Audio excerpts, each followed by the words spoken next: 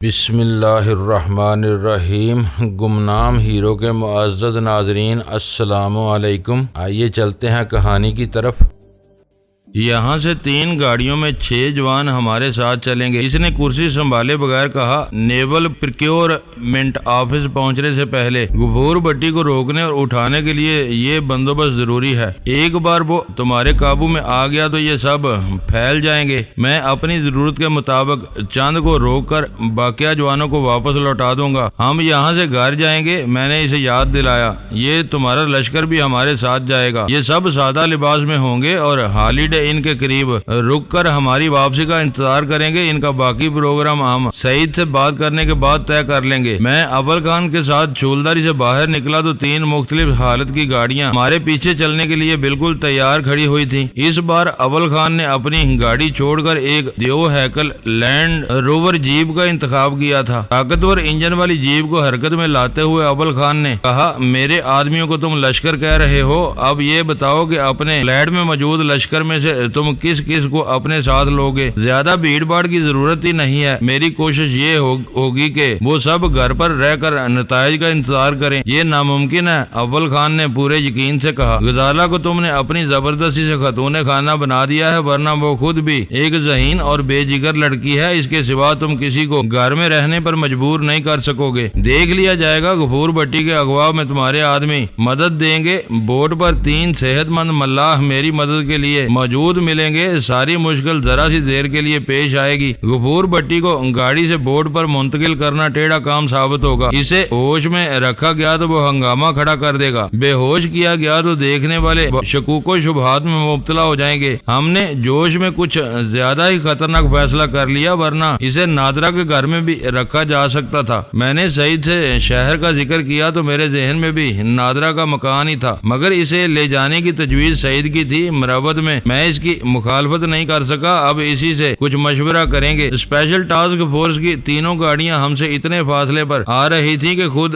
میرے لیے انہیں دیکھنا دشوار ہو رہا تھا۔ اول خان ان سے بے پرواہ گاڑی چلانے میں مگن تھا۔ وہ شہر کے وسط میں جا کر کلفٹن برج کا رخ کرنے کے بجائے گورا قبرستان سے ہی ڈیفنس کی طرف مڑ گیا۔ گھر پہنچنے کے لیے وہ نسبتاً مختصر راستہ تھا۔ ہم دونوں گھر سے نادیہ سے ملاقات کا ارادہ کر کے نکلے تھے۔ اگر نادیہ مشتبہ خاکوں کی تصدیق کر دیتی تو ہم بہت دیر پہلے گھر پہنچ چکے ہوتے، لیکن نادیہ کے انکشاف کی وجہ سے ہمیں اپنا پروگرام تبدیل کرنا پڑا اور واپسی میں غیر معمولی تاخیر ہو گئی۔ ہماری اس تاخیر پر گھر میں سب ہی فکر مند تھے۔ اب لوگوں کے یکجا رہنے سے جہاں بہت سی سہولتیں میسر تھی، وہاں چند نقصانات بھی تھے۔ ایک آدمی کوئی کام کر کے آتا تو اس وقت تک اس کی گلو خلاصی نہیں ہوتی تھی جب تک وہ دوسروں کو اپنی پوری کارکردگی سے آگاہ نہ کر دے، مگر مجھے معلوم تھا کہ فلیٹ میں سب ہی مجھ پر ادھار کھائے بیٹھے ہوں گے، اس لیے میں اندر گھستے ہی منہ بناتا ہوا اپنے باتھ روم کی طرف ہو لیا۔ مجھے توقع تھی کہ جب تک میں ہاتھ منہ دھو کر واپس لوٹوں گا، اول خان ان تینوں کو پوری تفصیلات سے آگاہ کر چکا ہوگا۔ میں تازہ دم ہو کر ڈرائنگ روم میں پہنچا تو بیرا مجھے گھورتے ہوئے بولی، ہماری کالی زبان سے جو الفاظ ادا ہوتے ہیں وہ ہر صورت میں پورے ہو کر رہتے ہیں۔ نادیہ کا ذکر تم ہی نے نکالا تھا، غلطی ہو گئی، آئندہ احتیاط کروں گا، میں نے سادگی سے کہا۔ اور اب غفور بھٹی کا چکر چل پڑا ہے۔ یہ لوگ ہمیں چند روز بھی سکھ سے نہیں رہنے دیں گے۔ گھر بسا لو، سدا سکھی رہو گی۔ سلطان شاہ نے پورے خلوص سے اسے مشورہ دیا۔ تم چپ رہو، بعض اوقات تمہاری آواز مجھے زہر لگتی ہے، بیرا گررا کر بولی۔ خدا کی شان ہے، سلطان شاہ چھت کی طرف نظریں اٹھا کر بڑبڑایا، کسی کی زبان کالی ہے، کسی کی آواز زہر ہے۔ اللہ نے ساری خرابیاں جانچنے کا وصف ایک ایسی عورت کو دے دیا ہے جو ہر ایک کے خلاف زہر اگلنے میں ملکہ رکھتی ہے۔ اسے خاموش کر لو۔ اس بار بیرا میری طرف متوجہ ہو کر تیزی سے بولی، گلا دبا دو، خود ہی خاموش ہونے پر مجبور ہو جائے گا۔ میرے پاس اس کے سوا کوئی جواب نہیں تھا۔ میں لعنت بھیجتی ہوں تم سب پر۔ بیرا تنک کر اٹھی اور پیر پٹکتی ہوئی اپنے کمرے کی طرف چل دی۔ رجسٹری سے بھیجنا، پوری احتیاط سے آئے گی۔ سلطان شاہ خاموش نہ رہ سکا۔ بیرا اپنے کمرے کا دروازہ پور شور آواز سے بند کیا تو سلطان شاہ میری طرف دیکھ کر مسکرانے لگا۔ اسے چڑھا کر تمہیں کیا حاصل ہوتا ہے؟ اول خان نے اس سے ملامت امیز لہجے لہجے میں پوچھا۔ یہ اس کے موڈ پر منحصر ہوتا ہے، میں نے کہا۔ جب اس کا موڈ خوشگوار ہوتا ہے تو تلخ ترین باتوں پر بھی اس کی پیشانی پر بال نہیں آتا، ورنہ وہ بات بے بات پر چڑنے لگتی ہے۔ تم خود سوچو کہ غفور بھٹی کی بدماشی میں ہم لوگوں کی کیا شرارت ہے، سلطان شاہ نے کہا۔ ایک آدمی کا موڈ خراب ہو تو دوسروں کو احتیاط سے کام لینا چاہیے۔ آئندہ ایسا ہی کروں گا، سلطان شاہ نے سعادت مندی سے کہا۔ وہ چلی گئی ہے، میرا خیال ہے کہ اب مجھے بوریت سے نجات مل جائے گی۔ میں گھر میں پڑے پڑے اکتا گیا ہوں، تمہارا گھر میں رہنا ضروری ہے، میں نے سنجیدگی سے کہا۔ بجھتی ہوئی آگ پھر بھڑک اٹھی ہے۔ اگر غفور بھٹی راہ کے آدمیوں کو بچانے کی کوشش کر رہا ہے تو یہ خطرے کی گھنٹی ہے۔ عورتوں کے ساتھ ہم میں سے ایک کا رکنا ضروری ہے، پتہ نہیں وہ لوگ کس رخ سے وار کر بیٹھے۔ یہ دونوں عورتیں اس قدر دلیر اور بے خوف ہیں کہ اپنی حفاظت کے لیے انہیں کسی سہارے کی ضرورت نہیں، یہ مجھ جیسے کئی شریف آدمیوں کی حفاظت کر سکتی ہیں۔ غفور بھٹی کا کردار کھلنے کے بعد آئزک کی دھمکی میں وزن محسوس ہونے لگا ہے۔ اول خان نے کہا، ہو سکتا ہے کہ ان لوگوں کے زر خرید مخبر اس وقت بھی ڈینی کی تلاش میں ہوں۔ یہ اندیشہ بے بنیاد ہے، میں نے اول خان کے اس خیال کو فوری طور پر مسترد کر دیا۔ جان نے مرنے سے پہلے میرا فون نمبر آئزک بیل تک پہنچا دیا تھا، وہ اس نمبر پر 2 مرتبہ رابطہ کر چکا ہے۔ اگر اس کے مخبر موجود ہوتے تو وہ اب تک فون نمبر کے سہارے یہاں تک پہنچ چکے ہوتے۔ شہر میں بموں کے دھماکے کرنے سے زیادہ انہیں میری فکر ہوتی۔ تمہاری دانست میں غفور بھٹی یا اس کو اکسانے والے کا آئزک سے رابطہ نہیں ہے؟ اول خان نے پوچھا۔ ہرگز نہیں، راس اور جان کے مرنے کے بعد ڈیوڈ اسٹارز کے مقامی رابطے ختم ہو چکے ہیں۔ اب آئزک صرف دھمکیاں دے رہا ہے، البتہ یوم النسبت والی بات کو نظر انداز نہیں کیا جا سکتا، اس کی اصلیت وقت آنے پر ہی کھل سکے گی۔ اس کا مناسب سدباب کر لیا گیا تو ان کے حوصلے پست ہو جائیں گے۔ پھر غفور بھٹی کیا کرتا پھر رہا ہے؟ اول خان نے الجھے ہوئے لہجے میں پوچھا۔ یہ کوئی نیا سلسلہ بھی ہو سکتا ہے؟ راجن اور وکرم یہاں راز المیڈا کی موت کے بعد بالکل یتیم ہو کر رہ گئے تھے۔ ممکن ہے کہ انہوں نے کسی کی ہمدردیاں حاصل کر لی ہوں اور وہ غفور بھٹی کے قریبی ساتھیوں میں سے ہوں۔ اس طرح ان دونوں کو یہاں پیر جمانے کا سہارا مل جائے گا۔ ہو سکتا ہے کہ اب وہی دونوں ڈیوڈ اسٹارز کا مشن پورا کرنے کا کام سنبھال لیں۔ اول خان نے قیاس آرائی کی۔ ذہن کو تھکا دینے والی اس پرپیچ گفتگو کا سلسلہ وہیں منقطع ہو گیا کیونکہ فون کی گھنٹی بجنے لگی تھی۔ وہ کمانڈر سعید کا فون کال تھی۔ وہ دونوں خاصی دیر تک گفتگو میں مصروف رہے۔ اول خان فون بند کرنے سے پہلے اپنے ذہن میں آنے والے ہر سوال کا جواب حاصل کرنے کی کوشش کر رہا تھا۔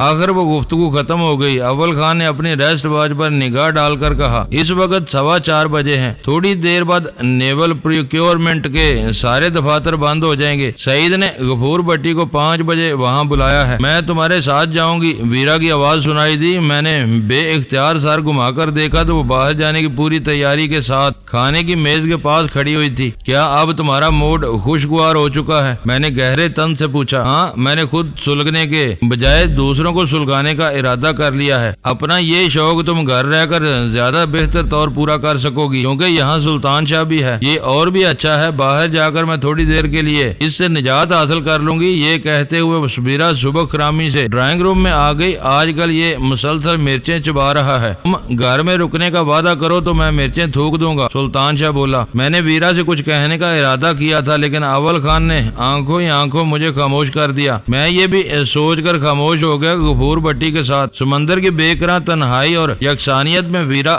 ساتھ رہے گی تو مجھے اس سفر میں ذہنی تازگی حاصل ہوتی رہے گی۔ ہم تینوں فلیٹ سے فوراً ہی روانہ ہو گئے۔ اس بار میں نے بھیم گن کے ساتھ ایک پستول اور چند بھرے ہوئے میگزین فاضل میگزین بھی لے لیے تھے۔ ویرا اپنے کمرے ہی سے مسلح ہو کر نکلی تھی۔ آج کل وہ چاکی واڑہ کے کسی ٹھکانے پر رہ رہا ہے۔ اول خان نے نیچے پہنچ کر بتایا، نیول پریکیورمنٹ پہنچنے کے لیے وہ شارع فیصل کا راستہ اختیار کرتا ہے۔ ہم اسے کینٹ اسٹیشن جانے والی سڑک کے چوراہے پر روکیں گے۔ اگر ستاروں نے ساتھ دیا تو وہ آنن فانن میں بے بس کر لیا جائے گا۔ اگر وہ میٹروپول ہوٹل کی طرف سے آیا تو ٹھیک ہے۔ اس نے لکی اسٹار سے جناح ہسپتال تک جانے والی سڑک کے ذریعے آنے کا فیصلہ کیا تو ہم اس کا انتظار کرتے رہ جائیں گے۔ میں نے اسے یاد دلایا، احتیاط کے طور پر ایک گاڑی ادھر بھی موجود رہے گی، وہ مشتبہ آدمی ہے۔ سعید کی آدمی اس کا باقاعدہ پیچھا کرتے رہے، وہ سیاہ رنگ کی مرسیڈیز استعمال کرتا ہے۔ اول خان کو سعید سے اس سیاہ مرسیڈیز کا ماڈل اور نمبر بھی معلوم ہو چکا تھا۔ وہ ہم دونوں کو اپنے منصوبے کے قدو خال سے آگاہ کرنے لگا۔ ہالیڈے ان سے ذرا پہلے ہی اول خان نے روشنیوں کا کوئی اشارہ دیا اور ہمارے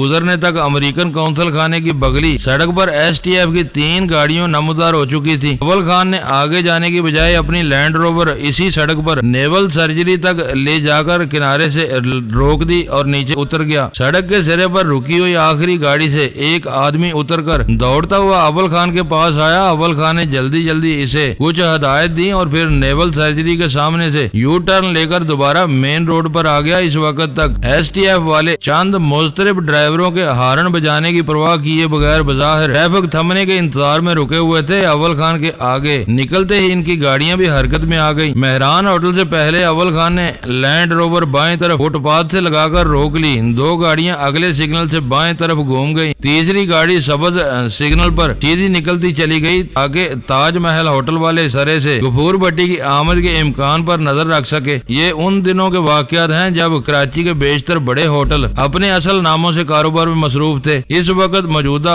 میریٹ ہوٹل کی عمارت میں ہالیڈے ان واقع تھا اور شہر فیصل کے ایک نکڑ پر ہالیڈے ان کی کراؤن پلازا والی عمارت تاج محل ہوٹل کے نام سے معروف تھی۔ اول خان کی گاڑی رکی رہی، انجن چلتا رہا، اس کی نظریں مسلسل عقب نما آئینے پر جمی ہوئی تھی۔ وہ پیچھے سے آنے والی ہر سیاہ گاڑی پر اضطراری نظر انداز میں نظریں دوڑا رہا تھا۔ ان میں مرسیڈیز سمیت دوسری کمپنیوں کی گاڑیاں بھی تھیں مگر ہماری مطلوبہ کار نہیں تھی۔ اگلے ٹریفک سگنل پر مامور سپاہی ٹریفک کو روشنیوں کے مطابق رواں رکھنے میں خاصی مستعدی کا مظاہرہ کر رہا تھا، لیکن اس نے اپنے سے کچھ فاصلے پر غلط جگہ پر رکی ہوئی لینڈ روور پر کوئی توجہ نہیں دی تھی۔ پہلا امکان یہ تھا کہ وہ گاڑی کی شان و شوکت کی وجہ سے ادھر آنے کی ہمت نہ کر پا رہا ہو، دوسرا سبب یہ ہو سکتا تھا کہ اسے گاڑی میں موجود مسافر نظر آ رہے تھے۔ ایسی صورت میں اسے یہ غلط فہمی ہو سکتی تھی کہ گاڑی میں کوئی خرابی پیدا ہو گئی ہے یا پھر کسی کا انتظار کیا جا رہا ہے۔ یہ 2 مجبوریاں ایسی ہوتی ہیں جن کی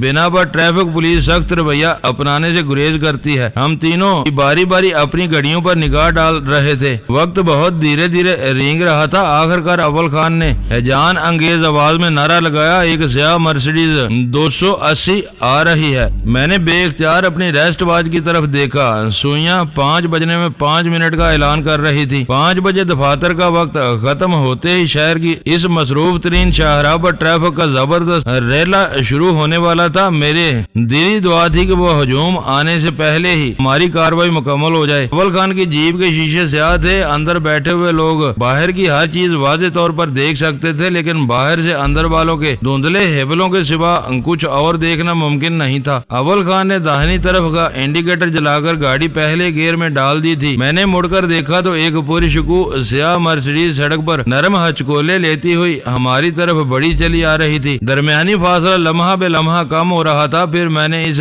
گاڑی کا نمبر بھی پڑھ لیا۔ میرا دل اچھل کر حلق میں آ گیا۔ وہ ہمارے پہلے مطلوبہ مجرم غفور بھٹی کی گاڑی تھی۔ یہ وہی ہے۔ ایک لہجے کے بعد ویرا کی تیز سرگوشی گونجی۔ اول خان گاڑی کو حرکت میں لا چکا تھا۔ اس نے ایسا انداز اختیار کیا تھا جیسے وہ فٹ پاتھ کا کنارہ چھوڑ کر احتیاط سے درمیانی قطار میں پہنچنا چاہتا ہو یا سگنل سے کینٹ اسٹیشن کی طرف مڑنے کا ارادہ رکھتا ہے۔ مرسیڈیز کے گزرنے سے پہلے لینڈ روور سڑک کے وسط میں آ کر رفتار پکڑ چکی تھی۔ اس کا دائنا انڈیکیٹر بدستور جل بجھ کر اگلی گاڑی کے عقبی حصوں پر انعکاس دے رہا تھا۔ اس وقت سگنل سبز تھا۔ سیاہ مرسیڈیز والا انڈیکیٹر سے غائب تھا۔ اس نے لمبا ہارن بجاتے ہوئے اول خان کے رخ سے آگے نکل جانا چاہا۔ شکار کو نشانے پر پا کر اول خان نے اسٹیئرنگ پر اپنے ہاتھوں کو خفیف سی حرکت دی اور پھر بہت بے رحمی سے مرسیڈیز کو داہنی طرف دباتا چلا گیا۔ یوں لگ رہا تھا جیسے وہ داہنی طرف مڑنے کے لیے سگنل کے چبوترے تک پہنچنے کے لیے کوشاں ہو۔ مرسیڈیز کے بریک چیخے۔ اس وقت تک دونوں تیز رفتار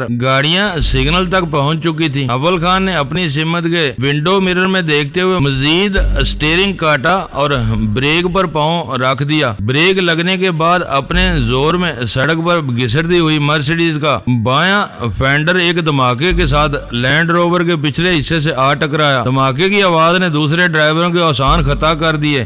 पलक झपकते में ट्रैफिक दरम बरम हो गया और सिग्नल की परवाह किए बगैर बाएं तरफ से एसटीएफ की दो गाड़ियां इस तरह मर्सिडीज के करीब आई कि एक ने इसके पीछे होने का रास्ता मसदूद कर दिया, दूसरी गाड़ियां बाएं पहलू को घेर चुकी थी। रमा दमा ट्रैफिक के दौरान में वो सारी तब्दीलियां चश्मे ज़दन में रोनमा हुई। बगैर टाई के बेश कीमत अंग्रेजी सूट में मलबूस एक जसीम और तुंद खू शख्स बरहमी के आलम में मर्सिडीज के अकबी दरवाजे से नमूदार हुआ। इस वक्त तक मैं भी प्रोग्राम के मुताबिक सूरत से नीचे पहुंच चुका था। एसटीएफ की दोनों गाड़ियों में से 5 अफराद ने गैर मुतल्लक लेकिन इंसाफ पसंद तमाशाइयों का रूप धार कर सूट वाले का गिरेबान पकड़ लिया। मर्सिडीज का तनुमंद मकरानी ड्राइवर इस नागहानी उफ्ताद पर बौखला गया। वो अपने मालिक के साथ नीचे उतर चुका था, लेकिन बिगड़ी हुई सूरत हाल देख कर वो खुले हुए दरवाजे से मर्सिडीज की ड्राइविंग सीट के नीचे झुका और फिर सीधा होते ही इसने दाहिना हाथ फजा में सीधा करके पे दर पे 2 हवाई फायर कर दिए।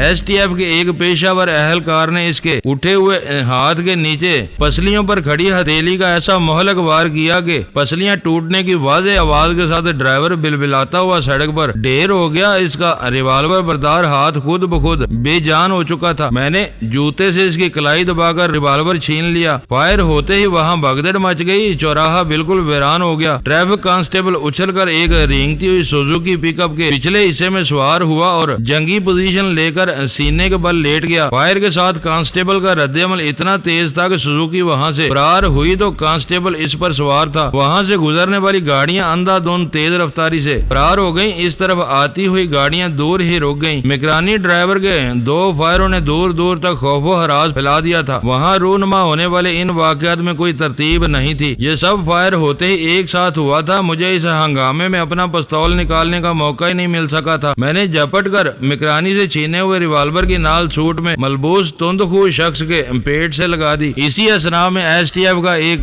जोशीला कारकुन इसके दुरुस्त जबड़े पर एक जोरदार मुक्का रसीद करके इसके औसान खता कर चुका था। इसकी सारी बरहमी काफूर हो चुकी थी और वो बहुत घबराया हुआ नजर आने लगा था। चल साले, एसटीएफ वाले ने इसके गिरेबान को झटका देकर कहा। मर्सिडीज में बैठकर अंधे की तरह गाड़ी चला रहा था और अब बदमाशी करता है तेरी तो। इसने जिल्लाहट और गुस्से के आलम में कुछ कहना चाहा तो पीछे से पुश्त पर एक लात पड़ी। वो अपने कदमों पर खड़ा न रह सका और लड़खड़ाता हुआ इधर ही चल पड़ा जिधर इसे खींचा जा रहा था। अगवा के इस मंसूबे में वक्त की बहुत अहमियत थी। हमें कलील तरीन वक्त में अपनी कार्रवाई मुकम्मल करके वहाँ से रफू चक्कर हो जाना था, क्योंकि वहाँ से थोड़े ही फासले पर वाक़या चौराहे पर वीआईपी ट्रैफिक पोस्ट थी, जहाँ हर वक्त ट्रैफिक पुलिस का भारी में अमला ताकतवर गाड़ियों, मोटरसाइकिलों और वायरलेस के साथ मौजूद रहता है। इस कार्रवाई में किसी भी आतिशी हथियार का इस्तेमाल हमारे प्रोग्राम में शामिल नहीं था, लेकिन गफूर भट्टी के मुकरानी ड्राइवर ने बौखलाहट में 2 हवाई फायर करके सारा खेल बिगाड़ दिया था। फायरिंग की आवाज सुनकर कुर्बो जवार से पुलिस की मुतअद्दिद गाड़ियां इस तरफ यलगार कर सकती थी। हम में से कोई भी पुलिस का सामना करने के लिए तैयार नहीं था। अव्वल खान अपनी शिनाख्त के सहारे इन लोगों को इस मामले से दूर रहने पर मजबूर कर सकता था, लेकिन इस तरह न सिर्फ वक्त बर्बाद होता बल्कि असल किरदार भी पूरी तरह बेनकाब हो जाते। इस वारदात को गाड़ी के इत्तफाकी हादसे, मुख्तसर से तकरार और फिर अगवा का रूप देने के लिए ये जरूरी था कि पुलिस के आने से पहले हम वहाँ से फरार हो जाते। सब कुछ हैरान कुन तेजी से हुआ। मर्सिडीज के ड्राइवर के 2 फायर भी स्पेशल टास्क फोर्स की कार्रवाई में खलल अंदाज नहीं हो सके और बमुश्किल 1 मिनट के अंदर अंदर गफूर भट्टी को लैंड रोवर की पिछली सीट पर डालकर हम तेजी के साथ आगे रवाना हो गए। हमारे पीछे ट्रैफिक जाम था, लेकिन आगे सड़क वीरान हो चुकी थी। लैंड रोवर के साथ एसटीएफ की बकिया 2 गाड़ियां भी मुख्तलिफ सिमतों से निकल भागी थी। पीछे से गफूर भट्टी की दबी दबी गुराहटें और इनमें गुली हुई गंदी गंदी गालियां सुनाई दे रही थी। औसान बहाल होने पर मैंने मुड़ के देखा तो वीरा अपने शिकार को पिछले पायदान में गिराकर उसके मुंह पर चढ़ बैठी थी। इसका एक हाथ इसने अपने पैर में दबाया हुआ था और दूसरे को दोनों हाथों से मरोड़ रही थी। तुम अपना काम करो, ये सुअर का बच्चा अभी बेबस हो जाएगा। मुझे अपनी तरफ मतवज्जो पाकर वीरा बोली, इसके 2-3 जोड़ उतर जाएंगे तो टोकरी भूल जाएगा। वो हड़बोंग भी खिलाफे तवक्को जल्द ही खत्म हो गई और वीरा अपने शिकार को छोड़कर सीट पर आ बैठी। इसे मार तो नहीं दिया तुमने? इसके इत्मीनान पर मैंने बुखलाकर पूछा। जिंदा है, बस कनपटी पर सही हाथ पड़ गया। हो सकता है कि इसके बाएं बाजू का कोई जोड़ भी उतर गया हो। अब ये काफी देर तक यूं ही आराम करता रहेगा। वीरा ने बेपरवाही से कहा। तुम्हें इसके चेहरे पर सवार हुए क्या जरूरत थी? मैंने कदरे खफगी से पूछा। अगर वो तुम्हारी जिल्द में दांत गाड़ دیتا تو تمہارے اوپر 14 طبق روشن ہو جاتے۔ وہ بے ساختہ ہنس پڑی۔ اس کی بھی یہی کوشش تھی مگر وہ کامیاب نہیں ہو سکا۔ چست جیند پہننے کا یہ فائدہ آج ہی میرے علم میں آیا ہے۔ تم بعض اوقات اپنی نسوانی نزاکتوں کو بلائے طاق رکھ کر اتنی مرد مار بن جاتی ہو کہ تم پر غصہ آنے لگتا ہے۔ میں نے اسی لہجے میں کہا، عورتوں کی دلیری اور بے خوفی ایک حد تک اچھی لگتی ہے۔ چاروں طرف کچھ نہ کچھ ہو رہا تھا، ایسے میں سوچنے سمجھنے کا ہوش کسے رہتا ہے؟ چند سیکنڈ میں اتنا خوفناک اور بھرپور ایکشن میں نے شاید ہی کہیں دیکھا ہو۔ ویسے تو تم مارشل آرٹس میں مہارت کا دعویٰ کرتی ہو، اس کے سینے پر گرتے ہی زوردار کراٹے چوپ لگا دیتی تو وہ وہیں ڈھیر ہو جاتا، مگر تمہیں بلی کی طرح اپنے شکار سے کھیلنے کا شوق ہے۔ وہ اتنی سادگی سے بے ہوش ہو جاتا تو تمہارا شوق کیسے پورا ہوتا؟ میں نے یہ کوشش کی تھی مگر میرا ہاتھ اوچھا پڑا۔ میدان کی لڑائی اور کسی کار کی سیٹ پر ہونے والے مقابلے میں بہت فرق ہوتا ہے۔ ہاتھ اٹھانے کی جگہ ہے، نہ ٹانگ چلانے کی آزادی۔ غنیمت ہے کہ وہ زیر ہو گیا، ورنہ اب تک اس کی چیخیں سن کر دسیوں گاڑیاں تمہارا پیچھا کر رہی ہوتی۔ یہ دیکھو کہ کیا ہوا ہے، یہ نہ سوچو کہ کیسے ہوا ہے۔ اول خان نے پرسکون لہجے میں کہا، اہم بات یہ ہے کہ ویرا نے اپنے حصے کا کام خوش اسلوبی سے کر لیا۔ حادثے کے وقت وہاں خاصی بھیڑ تھی، کسی نہ کسی نے گاڑیوں کے نمبر ضرور نوٹ کیے ہوں گے۔ ویرا نے موضوع بدلتے ہوئے ایک واضح خطرے کی نشاندہی کی۔ وہ بات میرے ذہن میں بھی نہیں آ سکی تھی۔ تمہیں کسی گاڑی کا نمبر یاد ہے؟ اول خان اس سے پوچھ بیٹھا۔ اسے خاموش پا کر وہ دوبارہ کہنے لگا، ایسے واقعات ہر شخص کو حواس باختہ کر دیتے ہیں۔ فائرنگ ہوتے ہی ہر ایک کو اپنی جان کی فکر پڑ گئی ہوگی۔ نمبر کس نے دیکھا ہوگا؟ یہ ضرور ہے کہ میں نے احتیاط کی تھی، چاروں گاڑیوں کی نمبر پلیٹیں جعلی ہیں۔ تھوڑی دیر بعد انہیں اصل نمبر پلیٹوں سے بدل دیا جائے گا۔ جس کا جدھر منہ اٹھا وہ اسی طرف بھاگ نکلا۔ کچھ پتا ہے کہ وہ کہاں گئے ہوں گے؟ میں نے پوچھا۔ 5:30 بجے تک وہ وہیں آئیں گے جہاں ہم جا رہے ہیں۔ اول خان کے اطمینان میں کوئی فرق نہیں آیا۔ قیدی کو وہی لوگ بلیک سی نامی بورڈ پر پہنچائیں گے۔ اور تمہارا کدھر کا ارادہ ہے؟ ویرا نے متجسسانہ لہجے میں پوچھا۔ اب ہماری راہیں جدا ہو جائیں گی، تم دونوں بحری مسافر بن جاؤ گے، میں خشکی پر اپنا کام کروں گا۔ کمانڈر سعید کے مصوروں نے نادیہ کے پورے اطمینان کے مطابق خاکے بنا لیے ہیں۔ میں یہاں سے وہ خاکے لینے جاؤں گا تاکہ ان پر فوراً کام کا آغاز کیا جا سکے۔ تم نے ابھی تک یہ نہیں بتایا کہ تم کدھر جا رہے ہو؟ ویرا نے اسے ٹوکا۔ ڈیفنس میں میرینا کا نام سے ایک ویران ساحلی علاقہ ہے، جہاں تھوڑا بہت تعمیری اور سروے کا کام ہو رہا ہے۔ وہاں کوئی بھی ہماری بھیڑ پر توجہ نہیں دے گا، وہاں بہت سے سر پھرے آتے رہتے ہیں۔ آج میرینا کلب جن مثالی سہولتوں سے آراستہ ہے وہ ان دنوں ایک سہانے وعدے سے زیادہ نظر نہیں آتی تھی۔ وہاں کام کی رفتار بہت سست تھی، کنارے پر پتھر بھر کر سمندر سے زمین چھیننے کا سست رو عمل قدرے تیز تھا، کیونکہ اس کا انحصار سمندر کے روزانہ اور ماہانہ مد و جزر پر تھا۔ پانی چڑھنے تک جو پتھر جمنے سے رہ جاتے تھے انہیں اونچی لہریں اپنے ساتھ بہا کر گہرے پانی میں لے جاتی تھی۔ وہ سب وہاں کام کرنے والوں کے فنی مسائل تھے جس سے ہمارا کوئی تعلق نہیں تھا۔ وہ علاقہ میرا دیکھا بالا تھا۔ میری رائے میں اول خان نے سب لوگوں کو جمع کرنے کے لیے شہر کے بہترین مقام کا انتخاب کیا تھا، جہاں گاڑی میرینا کی سمندری کھاڑی کے کنارے پر بنی ہوئی سڑک پر سب سے پہلے پہنچ گئی۔ اول خان نے لینڈ روور کو سڑک سے ساحل کی طرف اتار کر روکا، غفور بٹی کی بے ہوشی کی طرف سے اپنا اطمینان کیا اور پھر نیچے اتر گیا۔ وہاں وقت گزاری کے لیے چہل قدمی کے سوا کوئی چارہ نہیں تھا۔ آج یہ ایک بے رونق ویرانہ ہے، لیکن اگلے چند برسوں میں واٹر سپورٹس کے شائقین کے ہجوم میں یہاں تل دھرنا بھی محال ہوگا۔ اول خان نے نرم ریتیلی پٹی کو عبور کر کے پتھریلے ساحل کی طرف پیش قدمی کرتے ہوئے کہا، اس ساحل پر سمندری تفریحات اور واٹر سپورٹ سے تعلق رکھنے والے کلب قائم کرنے کے لیے 1,000 گز کے 100 پلاٹ بنائے جا رہے ہیں، جن کو رہائشی مقاصد کے لیے استعمال نہیں کیا جا سکے گا تاکہ اس کھاڑی میں غلاظت کے انبار نہ لگ سکیں۔ اتنی تفصیل سے بتا رہے ہو جیسے یہ منصوبہ تم ہی نے تیار کیا ہو۔ ویرا نے اس پر طنز کیا۔ منصوبہ جس کسی نے بھی بنایا ہے بہت خوبصورت ہے۔ میرے پاس وقت اور سرمایہ ہو تو میں یہاں ایک ٹھکانہ ضرور بناؤں۔ اول خان نے سمندر پر منڈلاتے ہوئے پرندوں پر نظریں جما کر حسرت سے کہا، تمہارے لیے سرمایہ کی کیا کمی ہے؟ ابھی غفور بٹی سے بات کرو، وہ اپنی رہائی کے لیے تمہیں منہ مانگی رقم دے دے گا۔ ویرا نے بے ساختہ کہا اس کے لیے 2-4 کروڑ کی کوئی حیثیت نہیں ہوگی، میں ایسی رقم پر پیشاب کرنا بھی پسند نہیں کروں گا جو ضمیر کے کسی سوداگر سے حاصل کی گئی ہو۔ اول خان نے تلخ اور حقارت امیز لہجے میں کہا، پیسے کو اپنا ایمان بنا لینے والے ہی اپنی مٹی کو بھی رکھواتے ہیں، میں ان قابل نفرت لوگوں میں سے نہیں ہوں۔ تم برا مان گئے، میں صرف مذاق کر رہی تھی، ابھی تم نے ہی تو کہا تھا کہ میرینا میں رہائش کی کوئی گنجائش نہیں ہوگی، پھر تم یہاں گھر بسانے کے خواب کیوں دیکھ رہے ہو؟ ویرا کا لہجہ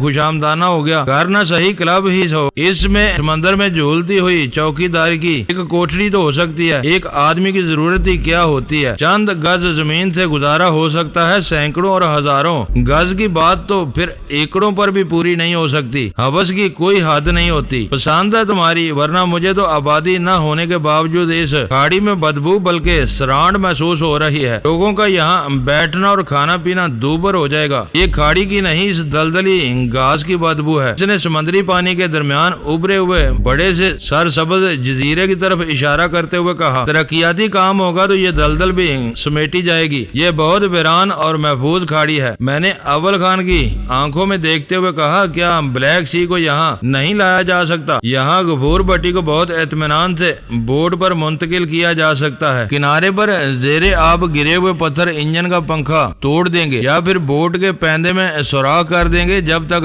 اتھلے پانی کی صفائی کے بعد کلیئرنس جاری نہیں کی جاتی، یہ ساحل مخدوش رہے گا۔ بظاہر وہ ساری گفتگو وقت گزارنے کا ایک ہیلا تھی، لیکن اس کے نتیجے میں ویرا نے اول خان کے مضبوط کردار کا ایک نیا پہلو دیکھ لیا تھا۔ وہ کوئی درویش منش آدمی نہیں تھا، اسے بھی پیسہ کمانے کی آرزو تھی، لیکن رشوت اور حرام سے حاصل کیے ہوئے پیسے کو وہ اپنی ذات کے لیے شجر ممنوعہ سمجھتا تھا۔ رشوت لینے کا اختیار نہ ہونے کی صورت میں ہر شخص مجبور ہو کر ایماندار بن بیٹھتا ہے۔ میری دانست میں اصل ایماندار وہی ہوتے ہیں جو قوت و اختیار کے بے شمار ذرائع پر قابض ہونے کے باوجود مال حرام سے گریزاں رہتے ہیں۔ سورج آسمان کے مغربی گوشوں کی طرف جھکتا جا رہا تھا اور کھاڑی میں ملگجا سا اجالا رفتہ رفتہ سمٹ رہا تھا۔ 5:15 بجے ایس ٹی ایف کی پہلی گاڑی وہاں پہنچی۔ 5:30 بجے سے پہلے تینوں گاڑیاں وہاں آ پہنچی تھی۔ گاڑیوں کے جمع ہوتے ہی ایک شخص کسی کے کہے سنے بغیر نمبر پلیٹیں تبدیل کرنے میں مصروف ہو گیا۔ راجر اول خان نے فضائیہ کے معروف کوڈ میں اپنے ایک آدمی کو مخاطب کیا، قیدی میری گاڑی میں بے ہوش پڑا ہوا ہے، اسے ہاتھ پیر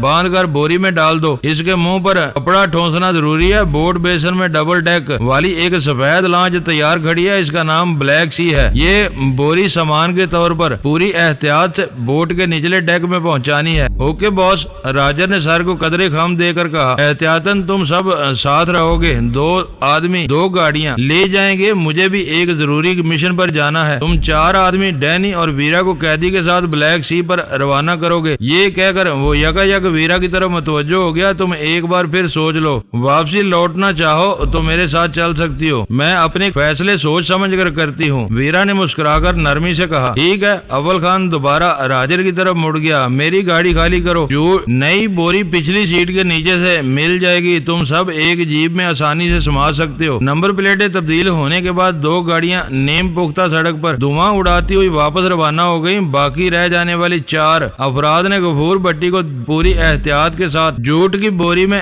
بند کر کے پچھلے حصے میں رکھ دیا۔ اول خان نے جانے سے پہلے اپنے آدمیوں کو آخری ہدایت دی، جن میں یہ نقطہ بھی شامل تھا کہ وہ سورج غروب ہونے تک ہی بوٹ بیسن پہنچے تاکہ انہیں اندھیرے میں بھی مدد مل سکے۔ اول خان کی لینڈ روور پہلے روانہ ہوئی، اس کے پیچھے ہماری کشادہ جیپ تھی۔ ویرا کو اگلی نشست دے دی گئی تھی، میں باقیہ 3 افراد کے ساتھ پیچھے بیٹھ گیا تھا۔ سورج غروب ہونے کے انتظار میں ہماری جیپ ڈیفنس سے نکل کر کلفٹن کی ساحلی سڑک پر گھومتی رہی اور جب سورج ایک بگڑے ہوئے نارنجی رنگ کے گولے کی طرح پانی میں منہ چھپانے کی تیاری کرنے لگا تو راجر نے جیپ بوٹ بیسن کی طرف جانے والے راستے پر ڈال دی۔